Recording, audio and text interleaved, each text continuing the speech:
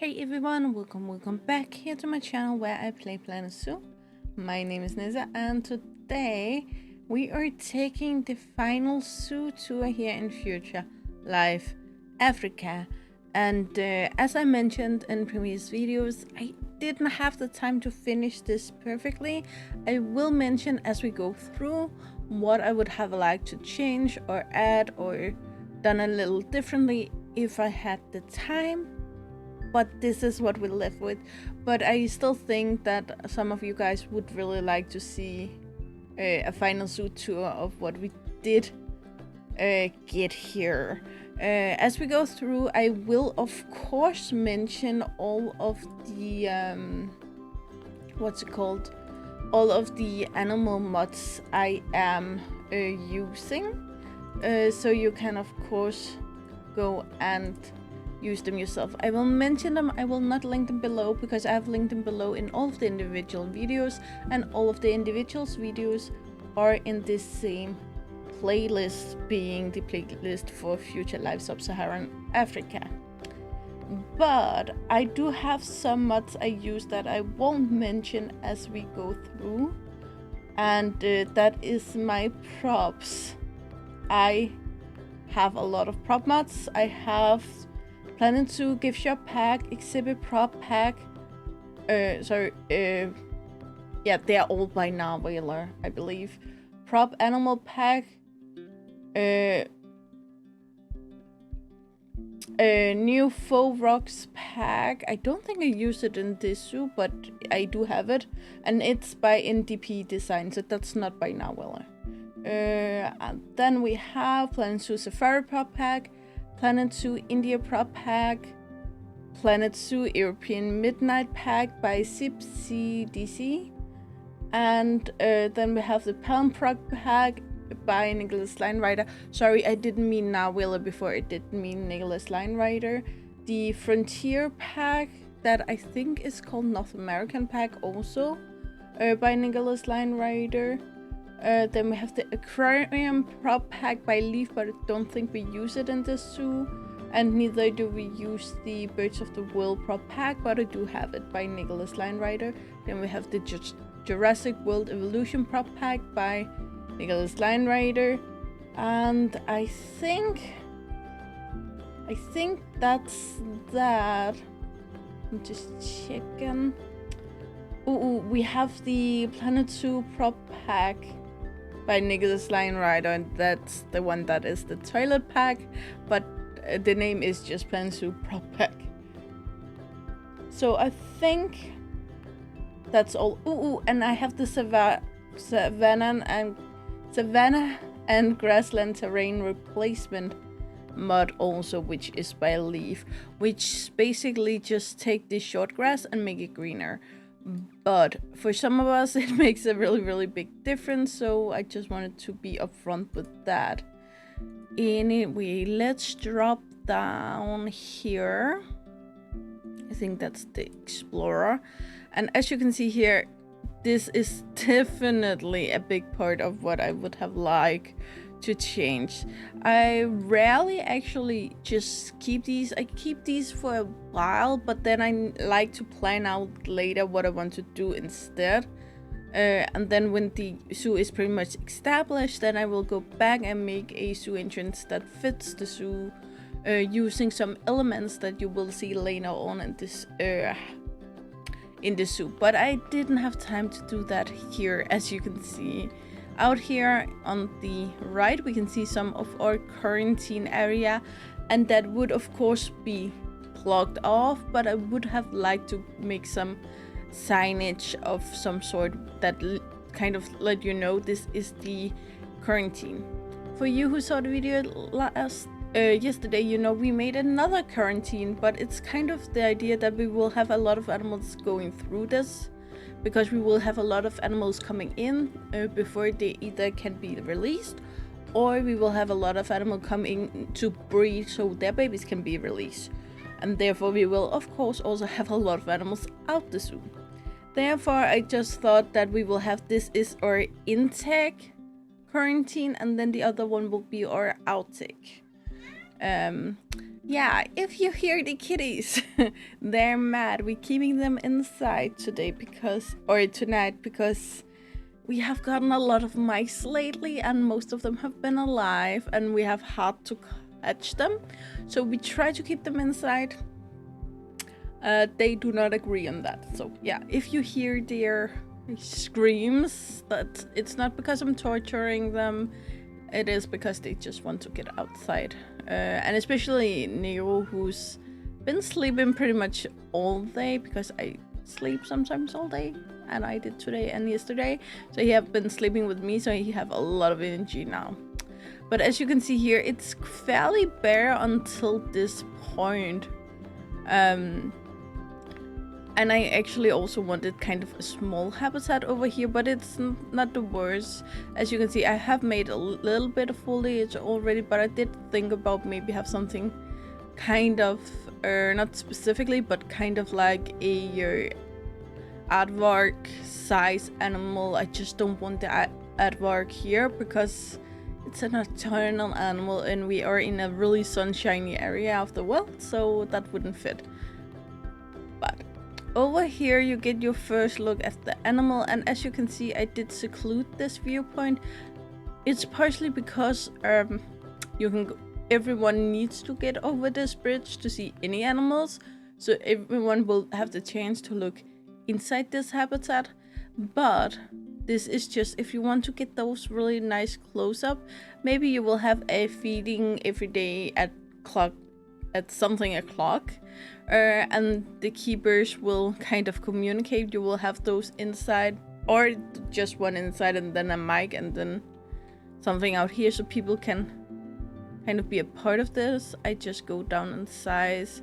2 meters wall are kind of stupid with these because the normal human size is here, then you have the high one up here, which is really high. So yeah, it's a little bit stupid, but we are working with it. As you can see, it's not closed off in a manner where you can't look out. It doesn't seem dark, it doesn't seem like away from everything, but it is a little more polite or secluded. These benches are also specifically because of the back. You won't feel anyone like looking at you from behind because of these. I also are aware that these are metal, and metal get hot in the sun. But as you can see, we have a lot of nice shadow in here. Shading is also something I have been aware of in this zoo, but where, for instance, in my temperate and tiger zoos, I make a lot of coverage so you can get up and kind of stay dry. Here it's more so just to get out of the sun, so plants will work perfectly fine as long as they are leafy. Here you can see the habitat, more part of it. Again, it does go under this bridge, and this is the Sub-Saharan desert area. It is a little more green than I intended, and that's because I built it before I got that terrain replacement mod by Leaf. I don't think it hurts the habitat, but definitely you would not give this amount of green in here without that mod. And this was more to showcase their normal habitat. This is of course the dromedary camel and the Somali wild ass. The dromedary camel is pretty much a domesticated animal, and therefore they do not have like any ranking on the IUCN Red List or anything like that, and they do not really belong in this habit or in this zoo at all. It was partially because I really wanted to build for it, because it was the first zoo I built after the last DLC, and partially because I just thought, well, then we will group them in with the Somali wild ass, which is kind of rare at this point. They have 23 to 200 individuals mature in the wild at this point, so they are very rare. They are of course critical endangered, and therefore I thought it would be nice to take a domesticated animal put in here, so the Somali wild asses would feel like the group were bigger than it actually is.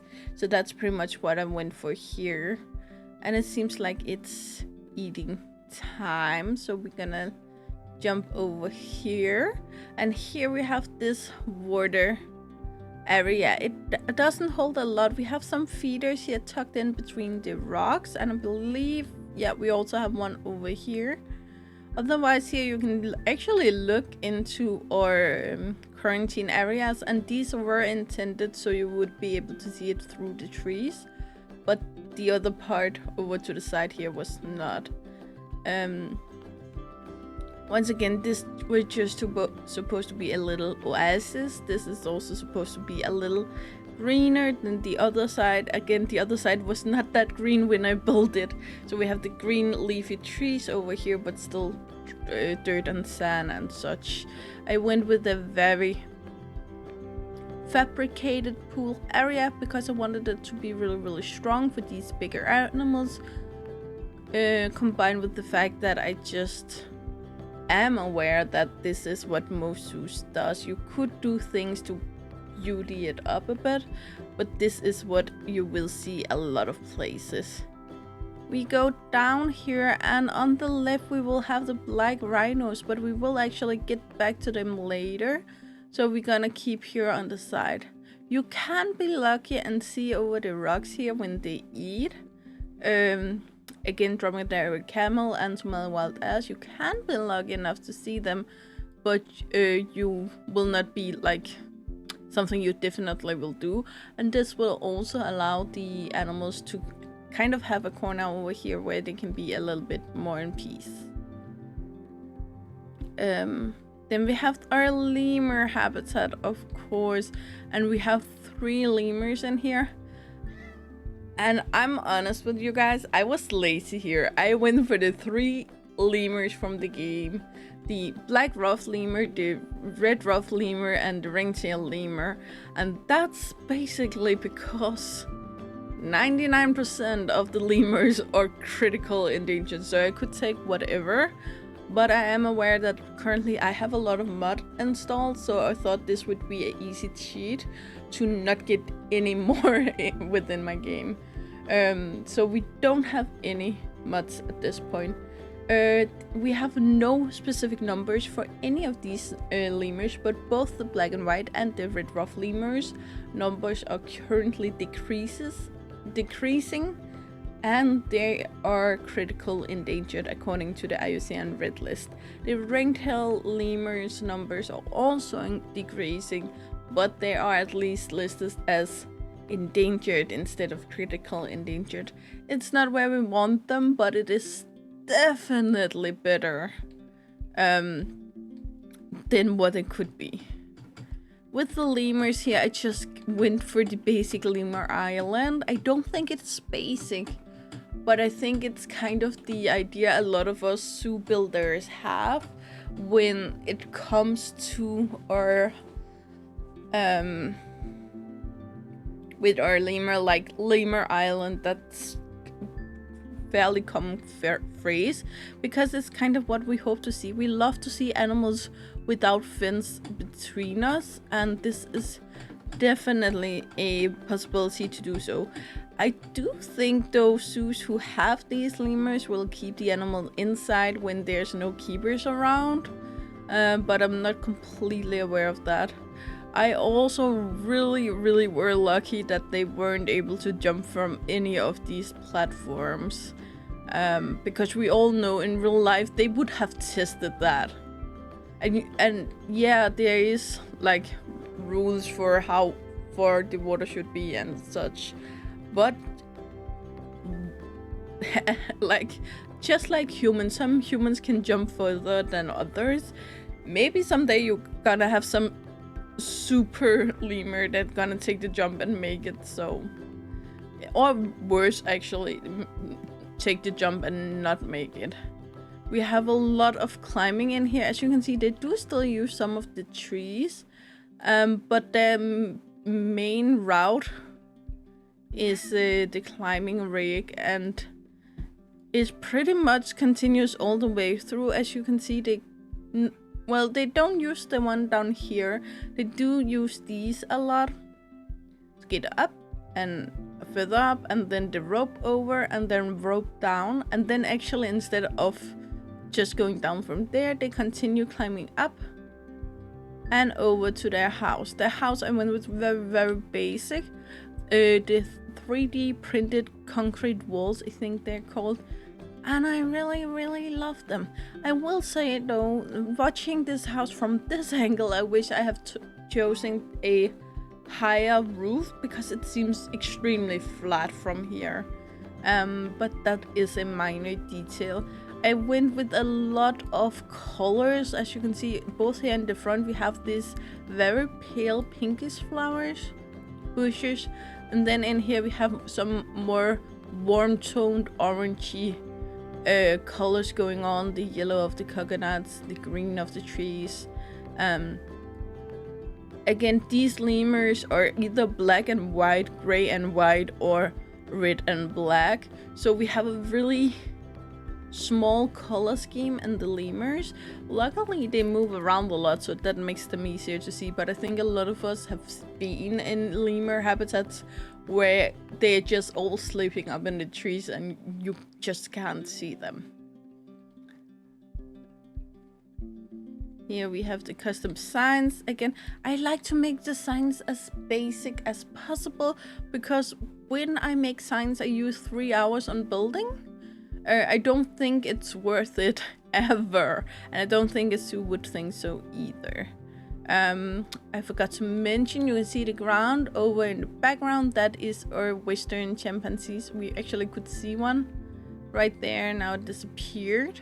So you will be able to once in a while see them through the holes here in the bushes.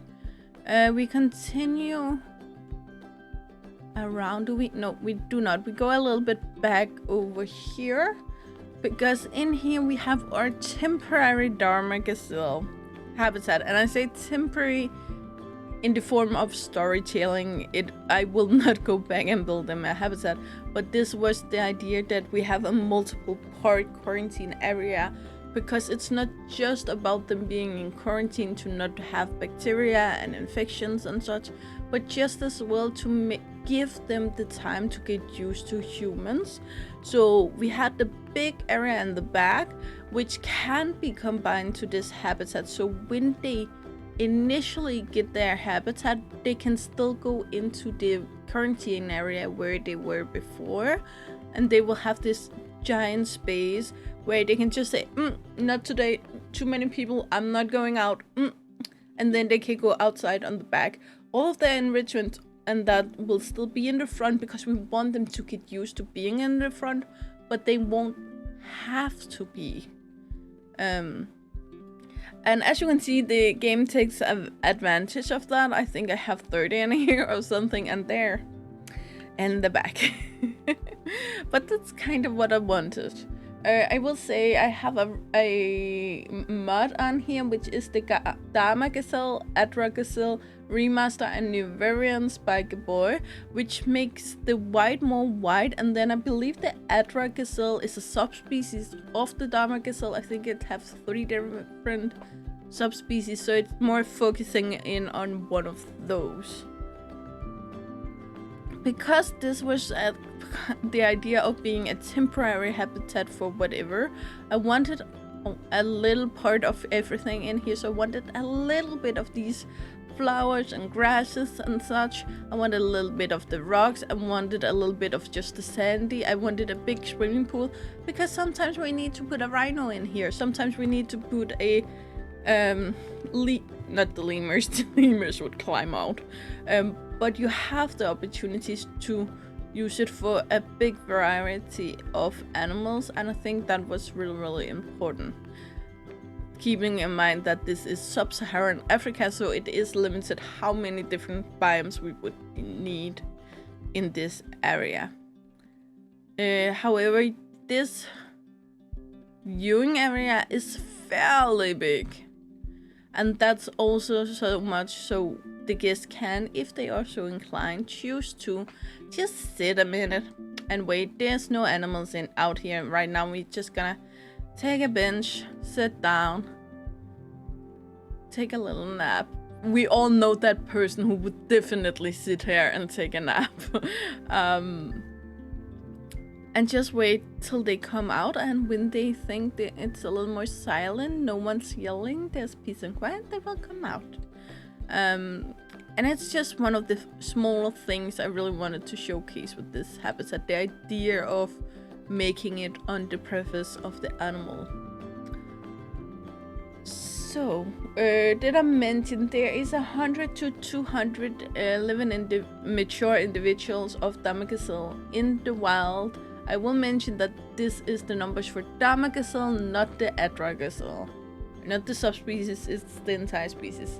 100 to 200 living mature individuals, and the numbers are decreasing, which of course put them as critical endangered. Let's move on, because I have another temporary habitat, and that's over here. Just before that, I will mention that I made a little seating area here, just because sometimes we also need a little peace and quiet, and I thought it's open enough so people will see it. Again, the main road I came from were here, or the lemurs are here, so a big portion of people will come up here, and a big portion of people will come here. So it is kind of open, but it's still kind of secluded, which I think is a nice balance, so people will find it, but feel like not too many people invade their peace and quiet time. Anyway, after they've been in the first temporary habitat, I wanted to give them this temporary habitat, which is why inside I actually gonna cheat and show you. Just gonna go in here, don't mind me. This is of course the addax habitat, and the addax have between 30 and 90 living mature individuals in the wild currently, and the numbers are decreasing, and therefore they are critically endangered. However, they have been endangered. The ones in the wild at this point are released from captivity, so a lot of work have been done and continues to be done to help them. So as you can see here, first currently we're gonna close this, and they have the back area here. When they are bacteria free, infection free, you open up and they can go down here and out here. And of course the keepers have this big wall of fence where they can keep an eye on them, and also a window here so they can look out at the habitat without going out to the guests. And they will be able to run through here every time they want. Then you can open up here, get them very easy. You're just gonna close there, open here, and you're gonna get them over here. So they can move from, they cannot go through, it will not be open like the other first two will be, but it will be so you can move them very easily here without stressing them. You don't need to, tranquilize them. You don't need to hurt them in any way or handle them in any way. They can basically go over here themselves. You can maybe have it open 1, 2, 3 days, feed them over here, and they will go over here voluntarily after that. But here is no bag they can run out. However, there's a really big room in here, so they can go inside, and their outside habitat is very big. I do believe some people will say too big, but I just say I love the animals. Anyway, we are back here on the guest side.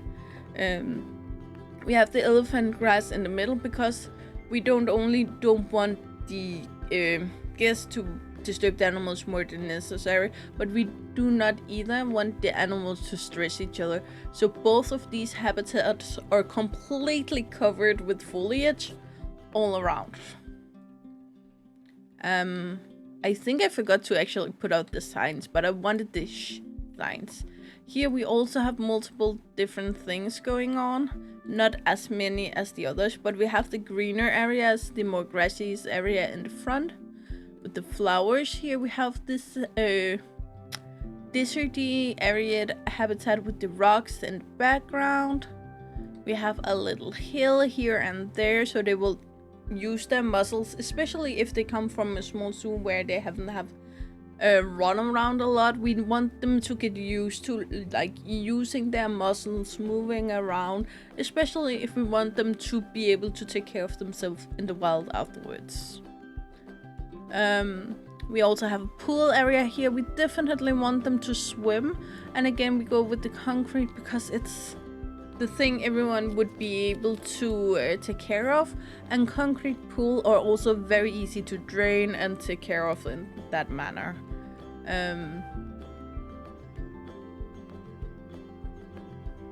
And if these are coming specifically to be re-released as fast as possible, on the other side of here we have actually a road in the back. You can see our outgoing quarantine area is back here, and our soft release habitat is just here and then all around the zoo, but it starts here.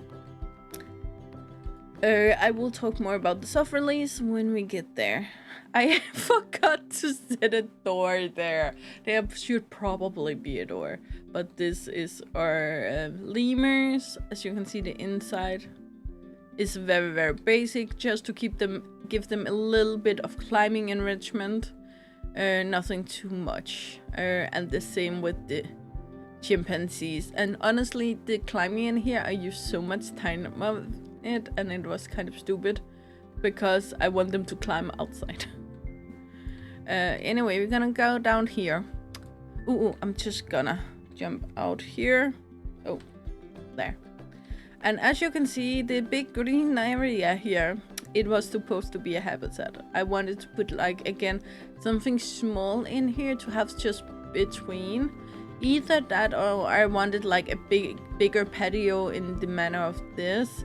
Would also have been kind of cute. I don't want something too noisy, so I wouldn't have put the gorillas or bonobos or anything like that in here that would yell a lot, because again, we need to stay a certain amount of quiet for over here, and I would still have continued the plants down here to make it as quiet as possible.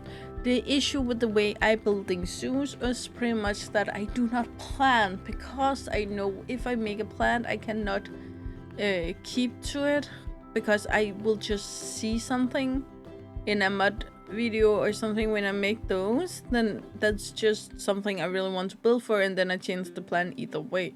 Anyway, from here you can go to the eating area, the shop area, or you can go up here, which is what we are gonna do. And again, if that hadn't been there, you would have been able to kind of spot the top of the soft release habitat, but you cannot. What you can see is actually that I just put a staff room in there just to hide it a little bit, just to have something close to the shops. It's not even something I showed in the video. Anywhere, sorry, I'm just taking tea. Sorry, I'm usually not talking an hour in a row, so these videos is a little tough for my voice. Anyway, Western chimpanzees have a 3-part habitat. On this side we have one part which is the very, very tropical variation. I do believe we didn't go with the one, yeah, of course I can see through the glass. This is not one-way glass, and that's because a lot of monkeys and apes are very curious creatures, so I believe they would not be too stressed by having people looking all around. If they feel a little bit stressed, they can still hide in the foliage, and of course their habitat is very, very big. They could either go inside. I would have put a door, but then the keepers can get out. That's a little stupid. But there's also plenty of not hiding spots, but they can get far away from the guests. without having issues with the guest, I believe. What we probably would have issues with, though, would be the guest dropping things inside the habitat. And we know apes will definitely take everything you drop down there, but that's not something we're gonna tell anyone. So, as you can see here, we have the more dry area here, which would be a little dry grassland savanna-ish, and then the greener patches here with a little more coverage. It's not quite that foresty vibe, but we are kind of getting having a few trees, which is enough to give it that coverage where the foliage underneath doesn't dry completely out. So that's the three main things we are going on in here.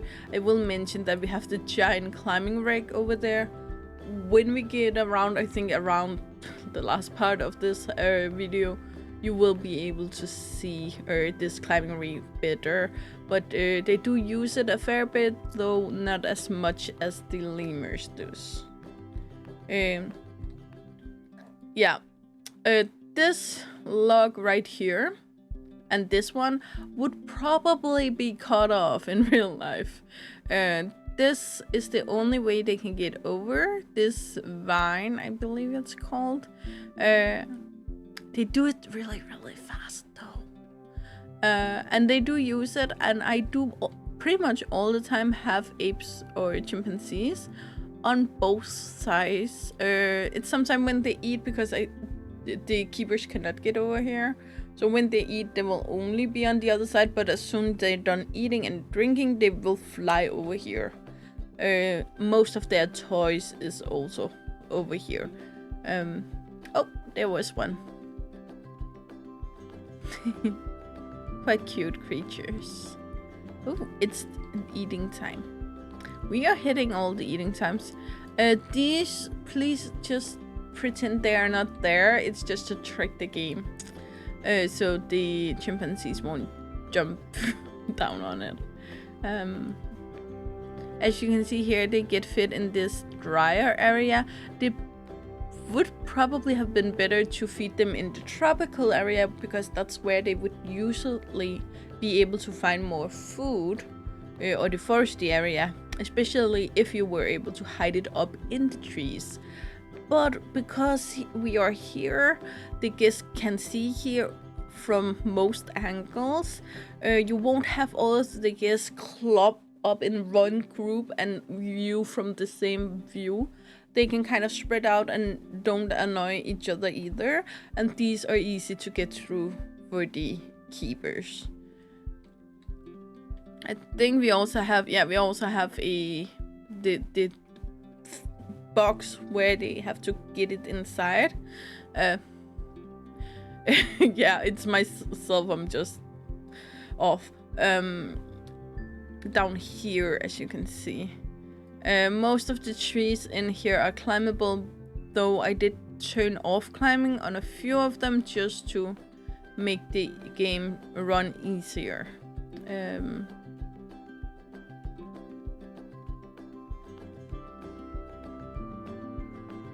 And especially on this side, as you can see, they can jump. They are so close, so they can jump from side to side.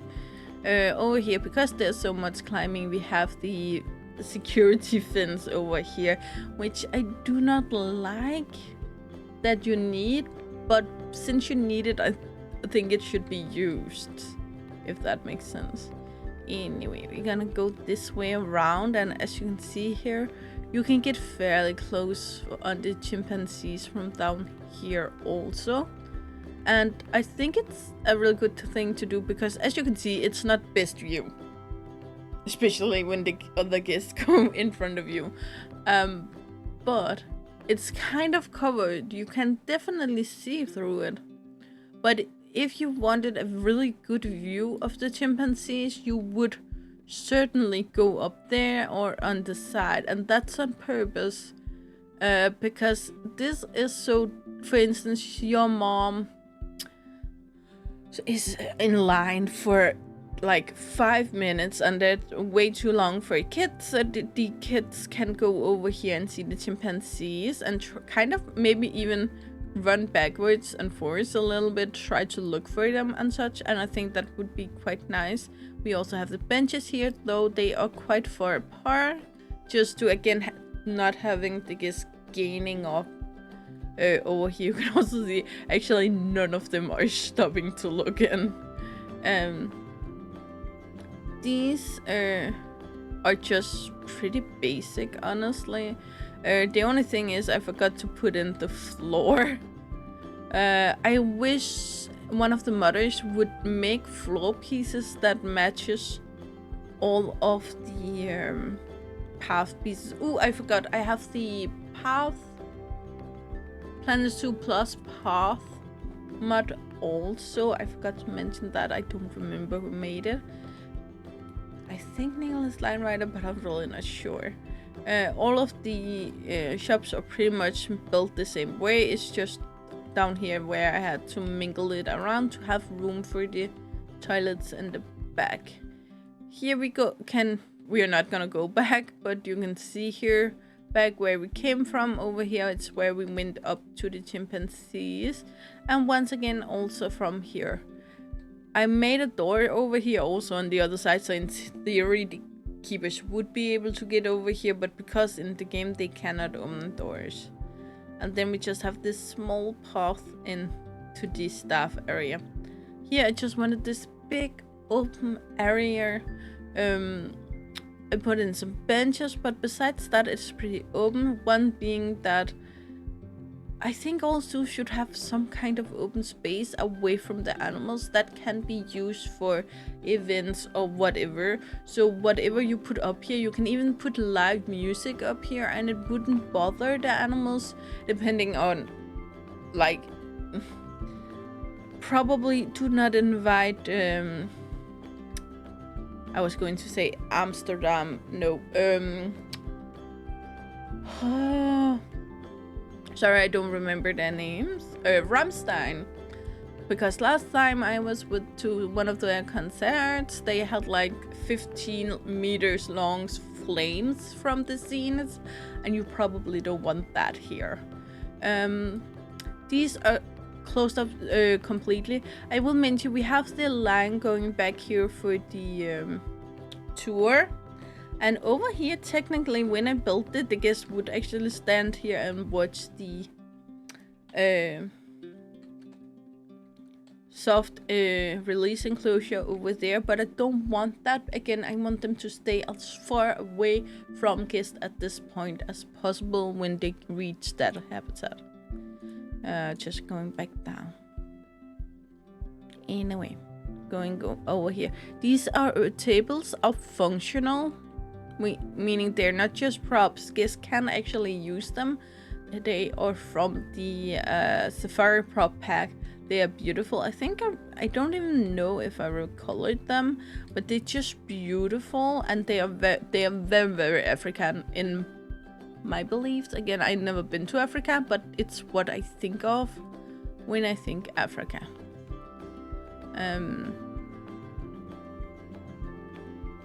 Just jumping over here, and since we have no trucks in here, oh, I took the wrong line, don't tell anyone.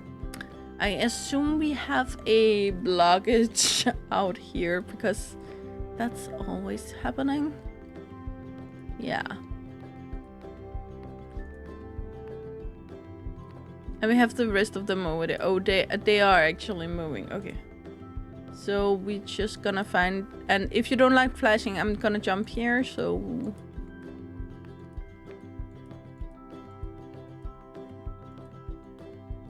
there we go. And I want the middle seat because I'm a brat.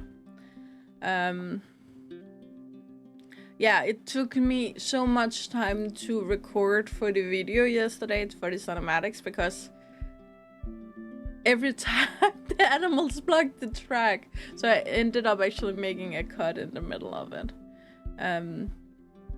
The foliage just outside here, I will talk about that more when we get out, I believe. We're gonna drive through this once, and then I'm gonna hover over the habitats in here afterwards just to talk a little bit about them, because you will not be able to see a lot. Oh, nice hat. I want one.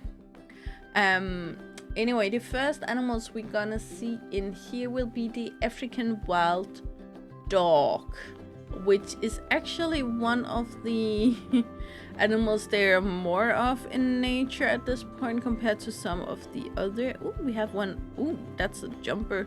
And we have someone swimming. Nice. There is 1,409 mature individuals. Oh, I just thought I saw something, sorry.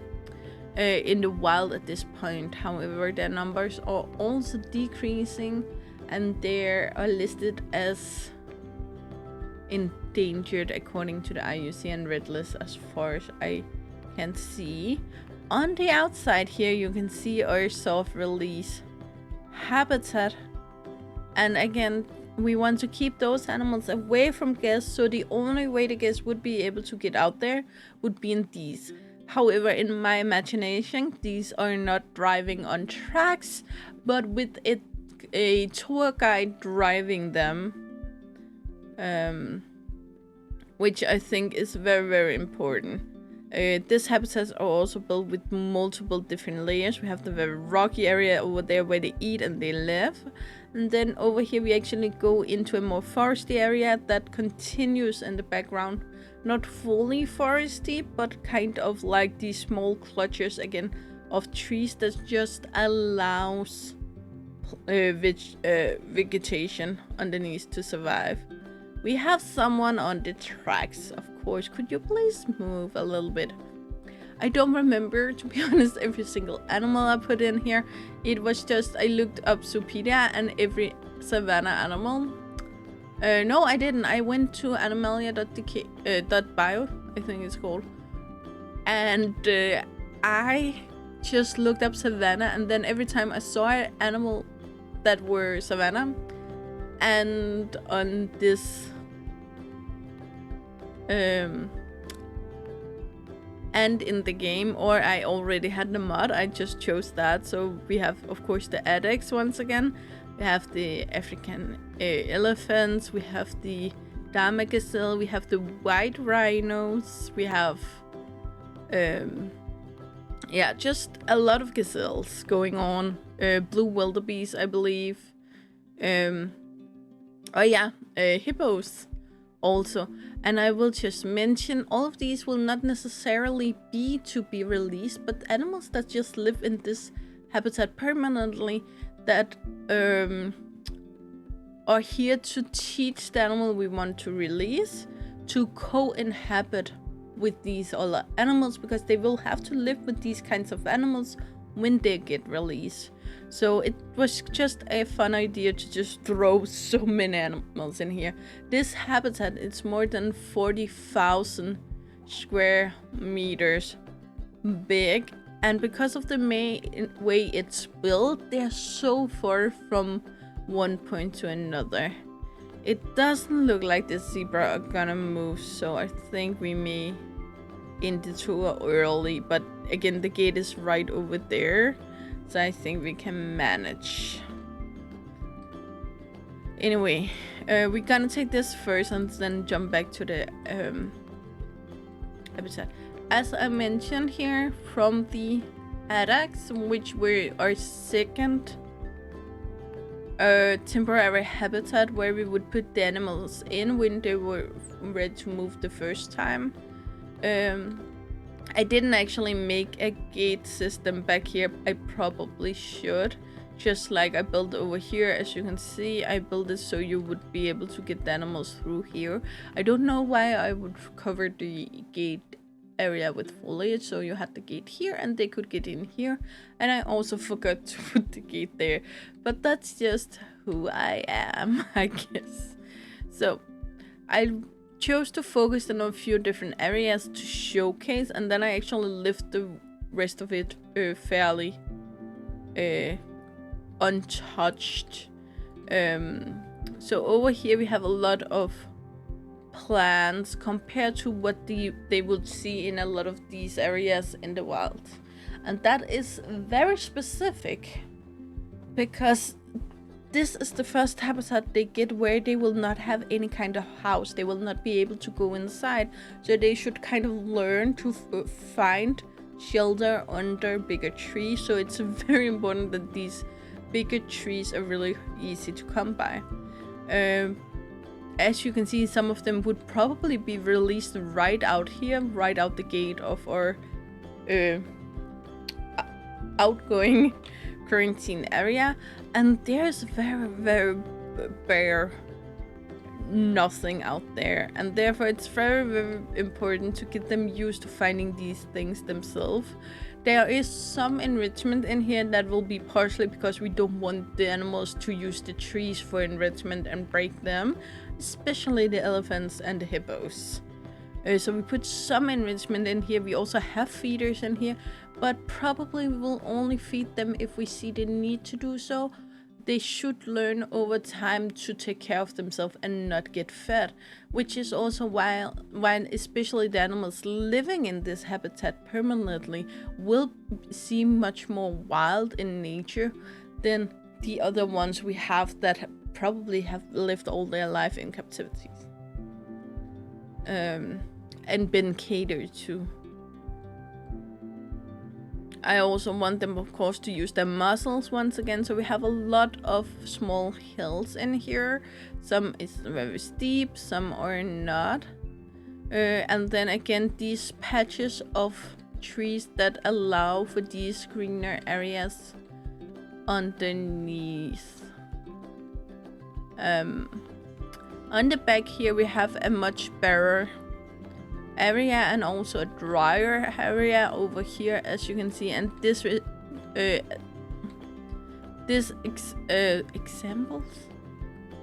resembles much better what they will see when they get inside. And then I have a secondary water area over here. Cleaners, of course, for both water habitats, because we don't want them to get sick or anything like that. Anyway, back to the African wild dog, and as I said, we have this very rocky area where they live underneath, because these live in caves. For instance, they also live other places, but they live in caves, and they are really agile. As you can see, some of them can actually jump it up and down here without issues, which is also why it's very important that we have the electrical fence around here. I really wanted this as a drive-in habitat, especially because these are not easy to keep inside. And I want a habitat where you can actually see the animals, and they also needed a fairly big habitat, and therefore there's just some of these features that don't work good together. I wish it was possible to make these tracks work better in the game, but it's simply not.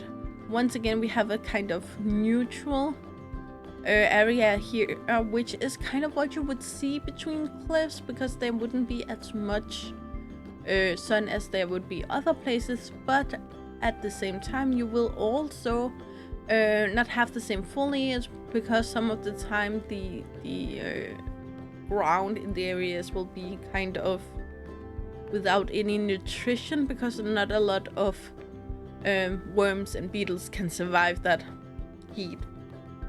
So therefore we have this kind of a little bit green, but not that green area. We have the more deserty, arid area up here. We have a little bit of a greener area over here, and then once again the rocky area. These animals have multiple ways of damn it, get out there, getting around. As you can see, there's no corners where they can be locked in. Even if they run in here, then they can either run up or they can jump it and run this way, because these can be bitches. there. I said it, especially female wild dogs can be bitches. It's the same thing we see with wolves, and therefore it's just very important to make sure that no one can be pushed up in a corner where they cannot get out, especially because we have fight and flight most of the time, and if you cannot flight, then you have to go fight, and you don't want your animals to have to do it. Sometimes they will do it, but you don't want them to have to. Oh, that was not the button I was looking for. Anyway, we are back out here from our tour, and I'm just... oh. There. Wait. I probably did something. We're gonna go over here. This is also where I wanted a very small habitat, and I actually thought about making it a petting habitat. Again, because of having the idea that if mom is in the line too long, the kids can go somewhere. I also thought about making it a playground, but this is what I ended up with again, because I simply didn't have the time. So I went with something very dry over here because I wanted to kind of remind you of what you're going in through of this drier grasslandy area. But then again, I wanted over here to just be a little more tropical, mirroring the tropical area over here with the chimpanzees. And I was well aware of the fact that we don't have a lot of tropical things going on in here. So I wanted it to look tropical without being tropical. So I went with all grassland foliage, but made it look like something that also could be tropical. And I just did this with just patching in all of the grass here. I went with places that was greener. And that was pretty much what I went for. Everywhere where it was green, I put down one of these. And then the flowers, just meshed them in together, and then the bushes too.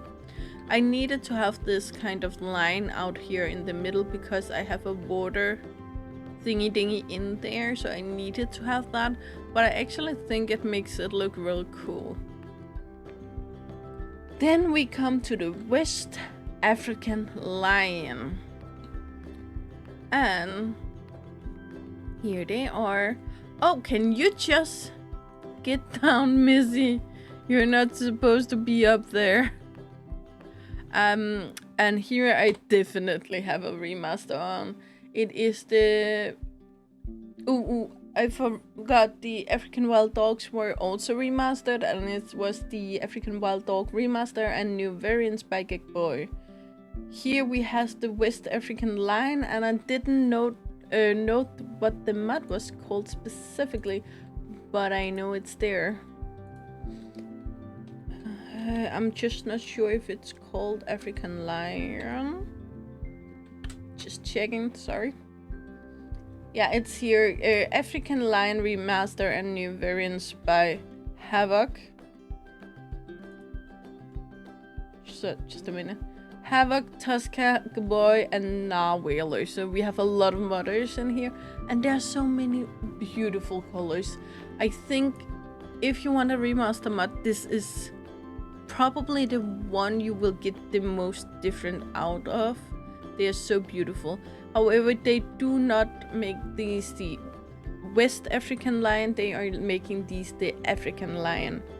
And there is a reason for that, because also when we look at the IUCN Red List, the African lion is the only version of the African lion. The African lion is the one called Panthera leo. The West African lion is called Panthera leo. So it's a subspecies of the African lion. But because there's so few left of the individual subspecies, IUCN and a lot of other places have just combined them and saying it's African lion, because to get enough fresh blood going around, we need to mix these subspecies, and we're gonna lose them if we haven't already. When we look at the African lion, there is 23,000 to 39,000 mature individuals in the wild. Again, it's multiple different. There's probably also a little bit of northern lion in there, which is kind of frustrating because there's also a very small group of northern lions in India which are not listed as African lions, so there is something in there. Anyway, habitat wise, I put up this thingy because I really wanted to use it. I never used it, so I really wanted to, and I think it keeps the guest out away from the edge very nicely. The habitat isn't that big, but again, I think it's fairly bigger than what most zoos have and have over a lot of time. I don't think we have a lot of them in here. I think we have 5 or so, and we definitely do not have any babies, I believe. However, two of the females are white, and they are just gorgeous. I love that color. Look, it's coming to the sun now. It's kind of this creamy white, and it's just beautiful. They are gorgeous. Again, best remaster out there. I went with the purple flowers pretty much all around. Here we have custom signs, again made extremely easy and extremely quick. Over here we can go into the restaurant area. This is not just a shop area, this is real sit-down dining area, burger shop more likely. But it is here.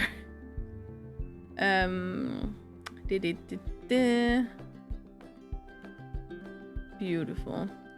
I'm just gonna squeeze in here. As you can see, they do have a swimming area. It's actually different from subspecies of lion to subspecies of lion, which one of them swim, and that's kind of makes it fun when you decided to just breed them in together if they will still swim. I'm not sure. Beautiful, beautiful, beautiful creatures. I think I'm gonna skip the restaurant and the rhinos for right now. Am I? No, we're just gonna take this side of the rhinos right now, and then we're gonna go through the rest of it. This is of course the black rhinos, and they are critical endangered because there's only 3,142 mature individuals in the wild, but their numbers are increasing, and I think it's the only animal today where the numbers are increasing, so we at least gonna have that. These have the biggest habitat, and we will get to the top of the restaurant and I will tell you what I mean. I think we still have the release habitat here on the back just to give you a feel. But this is our little mud path. I kind of like the idea that you could like hit a water hose or something in here, and the keepers could go and just throw water over the rhinos when needed. I think it would be really fun for the guests to see. Once again, custom thingies. Over here we have the gorillas, and this is the western lowland gorilla. We have no number on them, but the numbers are decreasing and they are critical endangered. It's not funny. It's just, if I don't try to make it sound just a little bit funny, it's just too sad. So it's what we have to choose between. Here you can see I worked with the rock all the way down here, but we do have concrete under it. Plot scent marker up here to actually get them up there, and it works really nicely. She is so beautiful. Love her. They have the little hideout in here, and I really like that you can see in there. I just wish maybe I have covered a little more, so it's like you can, if you really try to get the right angle, but just so the lions could like hide just a little more, especially because we have these over here, so you can actually look straight down. They are one way though. Anyway, I'm stuck on something. There we go. Oh, can I please? Okay, now I can move. I'm not sure why it does that sometimes, but this is our... That was a weird sound. Western lowland gorillas.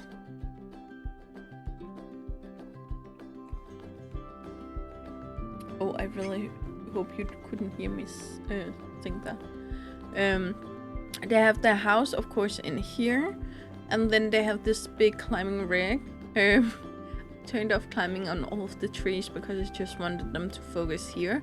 And gorillas do climb, but they aren't like some other apes, and especially monkeys. And I know we compare monkeys and apes a lot, but they are fairly similar in some manners. But gorillas are one of those that are more so living on the ground. They can also nest on the ground if they feel safe enough to do so. If they climb, they won't like find branches and just climb around in those. They will climb up and then find something flat they can sit on or lay on or stand on. They won't just like climb just to climb.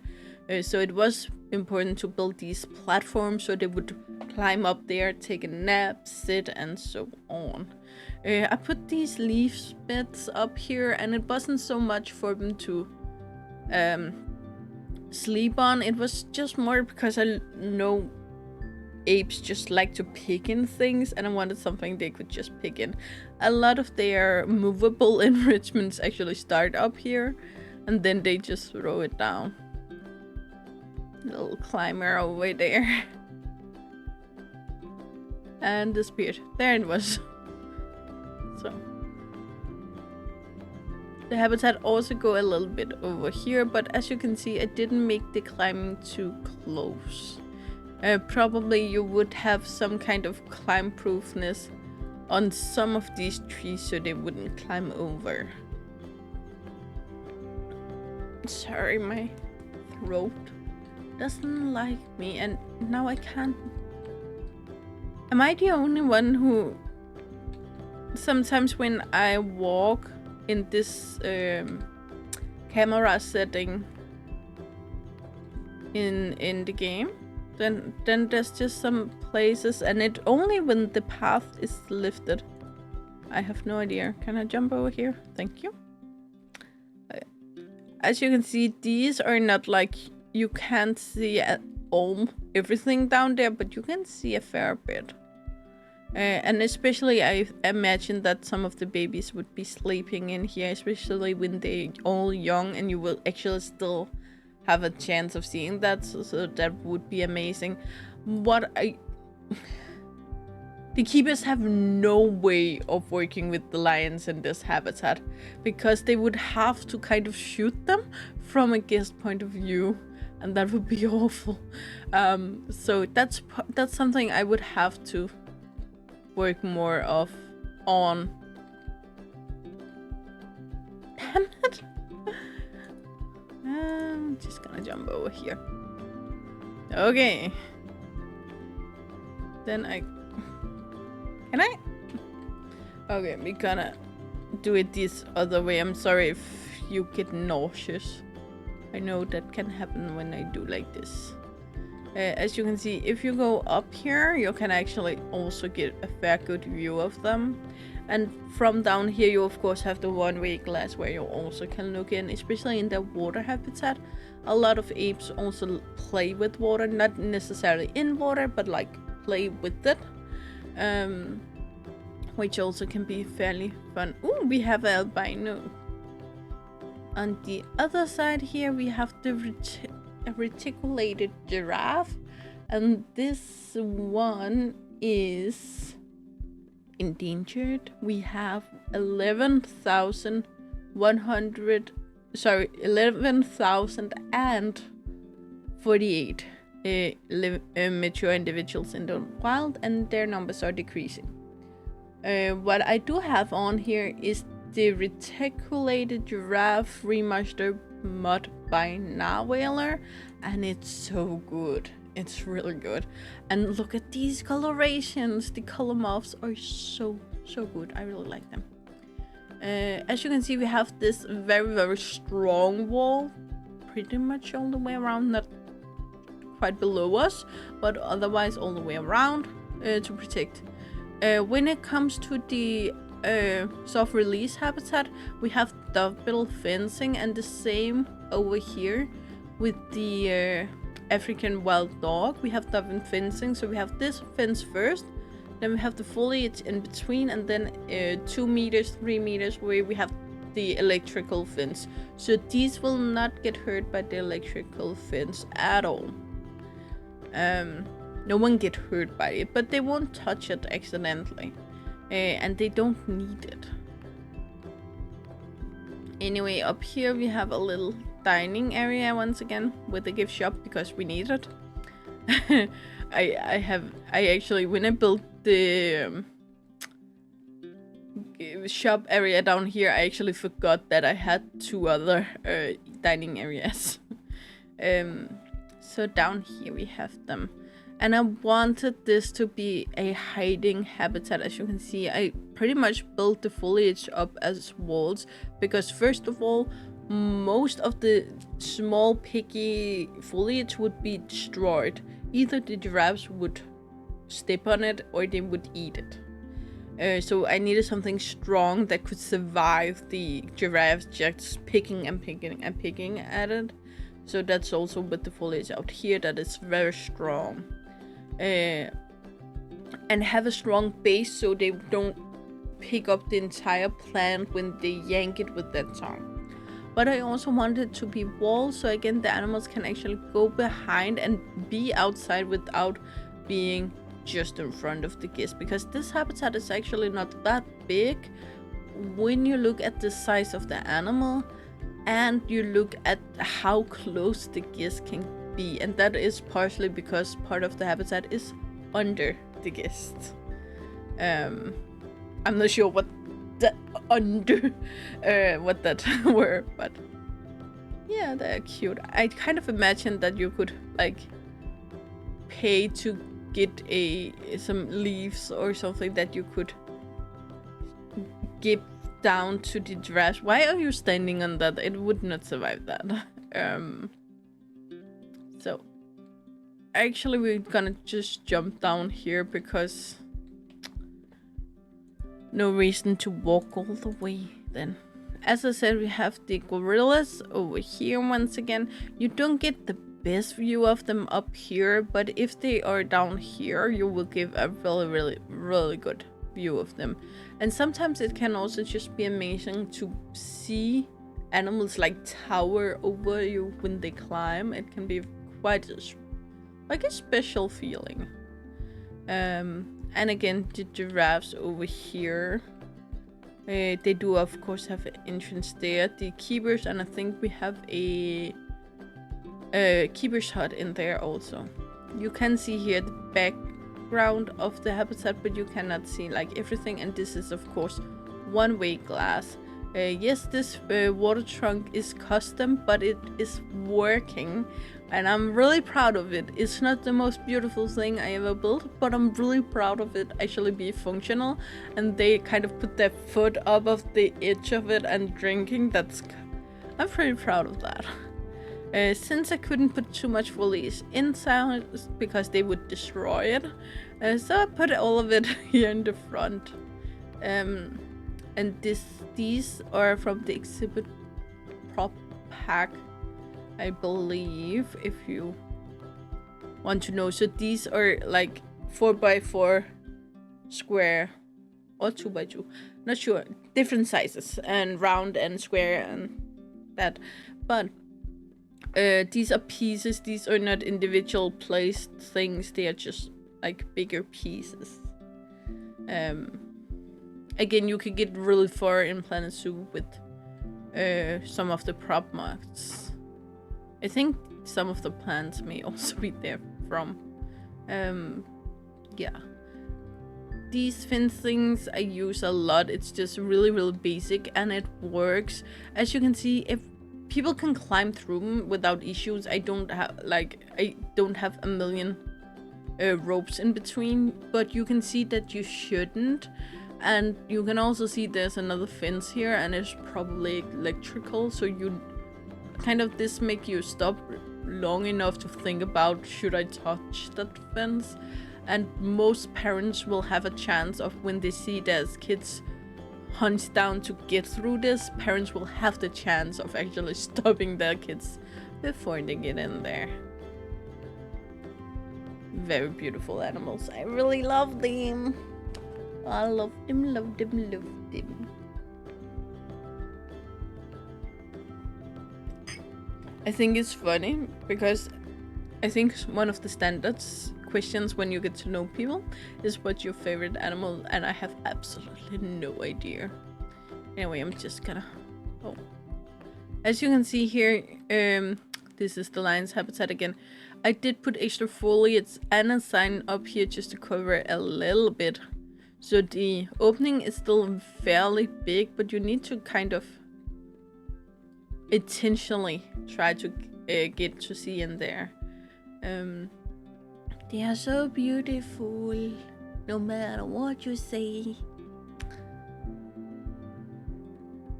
Yeah, I still dream of Planet Zoo 2, where you actually need to have backstage areas. You actually have, like, the keepers cannot get into the habitat unless they get pull the animals out of the habitat in some way.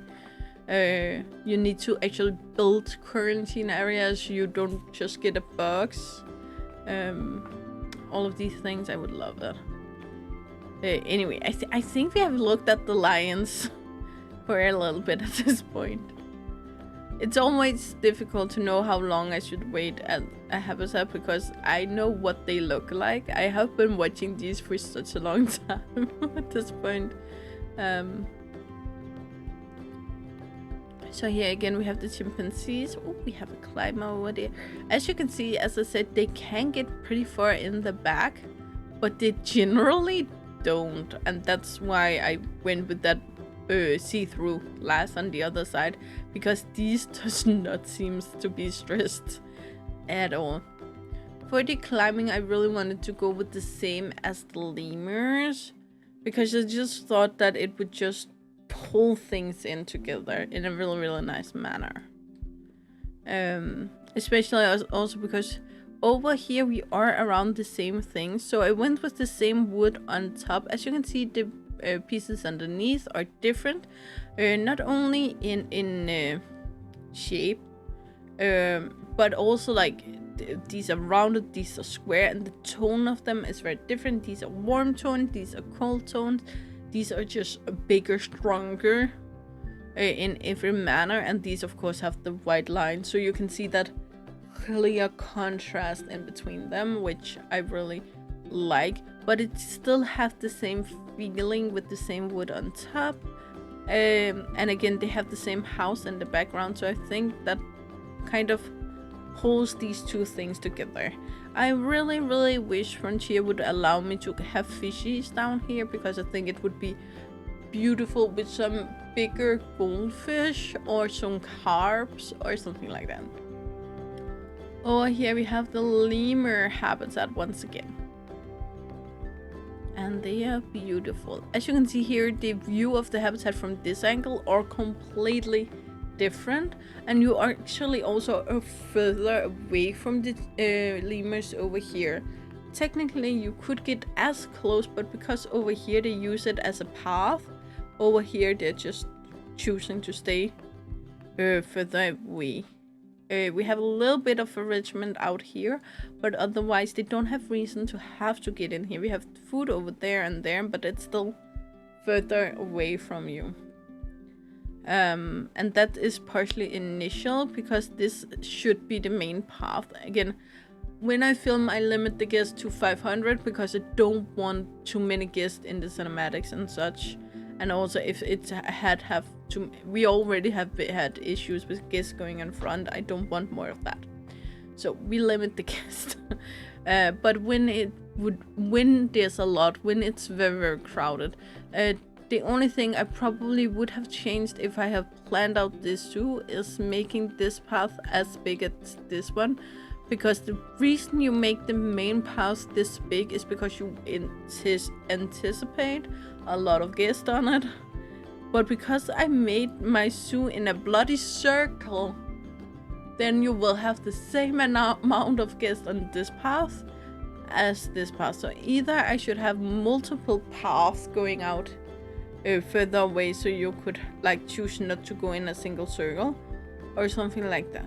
I don't know specifically, but I just think it's kind of a weird choice to do. Anyway, I said we would get back to these fellows, and these are the black rhinos. And I do not have a remaster on that. I think there's made one, but I don't think I have it. 3,142 individuals in the wild, as already mentioned, and increasing in numbers. I just like to say that. As you can see, we actually have seen it both times we have looked at the habitat, and that's kind of unique for the way I've built this habitat. We have babies over there, they're cute. Real cute. We have a toilet, and then we can go up here where we have the restaurant, and then we have this wall inside here.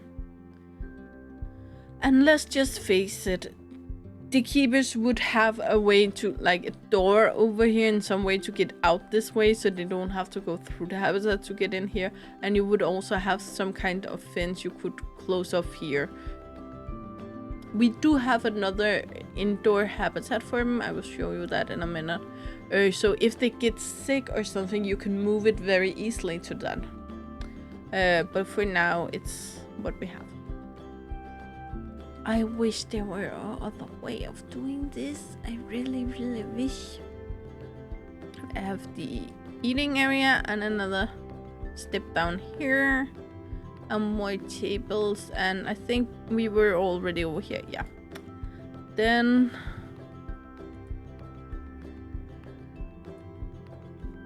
we're gonna jump up here, whee! Because there's the staircase. You can see that's the staircase. Up here to the rest of the dining area. And from here, as you can see, you cannot look straight down, and that was also on purpose. Partially because I wanted the rhinos to have more shadow, partially because again I don't want anyone to drop anything down here, and I don't want anyone to just hang over and stress out the animals too much. As you can see here, it is breeding season, and that you can see that because we have the gate open. When it's not breeding season, when we have small babies, which we technically also have, but forget that for a minute, then we will close it off and we will have the male going out here. He have his own little bath and everything he need. I'm gonna show you that in a moment. And then our two females will have all of the space up here. We have the two females in the front because they are two, and they will also have the baby, so we will have the biggest amount of rhinos in the front and then a single layer in the back. Again, why we really would want the keepers to be able to get to this part without having to go through the other part.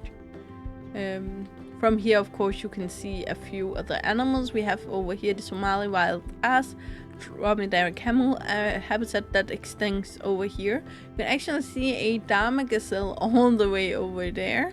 And then we of course have our lemurs and our chimpanzees, and I'm not sure if you really hang over, you can be very lucky to see a lion down there, but nothing else. I'm gonna take a flight and we're gonna jump over here. This habitat's just to mention, it's just because I didn't have an aquatic habitat to showcase in my mud videos. Just pretend it's not here. Pretend it's not here. In the back here, this is the end of the soft release habitat. Once again, it was 41,1212 square meters big, so it's really big. The male will then, when it's not opened, of course, have everything back here. When we have the door there, and then as you can see here, we have a secondary door here that can be closed, it can be opened, and we have a door here. The reason we have two doors in here is because we can actually split it up. So if we get a new male that doesn't know the females, for instance, we can make them sniff each other this way. We can, if we have someone sick, we can kind of close them off in here, and the other one can have this area and still get outside without issues. This is the type of habitat where I think more about what you actually will need for a habitat, and again, the lions should probably have something like that. We have kind of the same idea over here with the Damagazelle and the Somali. That's a dromedary camel and the Somali wild ass, though here you cannot pull apart. But I kind of wanted to give them this back gate because my idea at the time was that you would have a road out here so people could pull up with a truck or something like that. That clearly didn't happen. So yeah, that's all I had for future Life Sub-Saharan Africa. A little sad again that I didn't get to finish it completely. But with that said, I really like the things I did get done. I think the only thing that obviously is missing is the beginning area, the front area, the entrance area. But besides that, I actually think most things here work. I have no idea what to build next week, to be honest, and that's because if I make a plan, I won't stick to it. The only thing I have right now is that I hope Small Sisu is still alive. I don't believe it, but I hope so. And I really hope that the muds won't break, especially the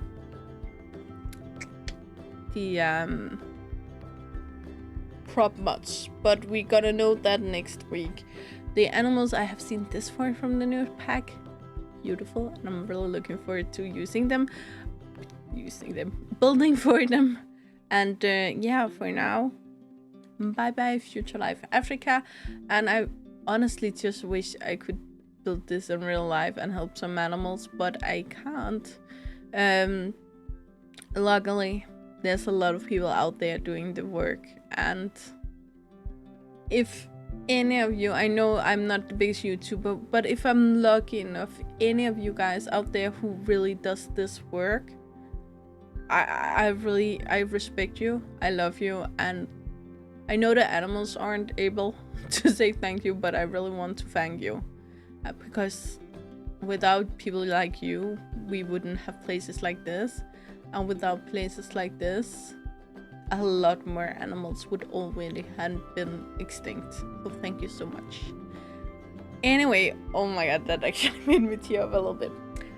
Anyway, I really hope you enjoyed it, and as always guys, you know the drill. Like, subscribe, and turn on the bell notification so you know the next time I upload a video. I really hope to see you again, either in the comments below or in the next video. Bye guys!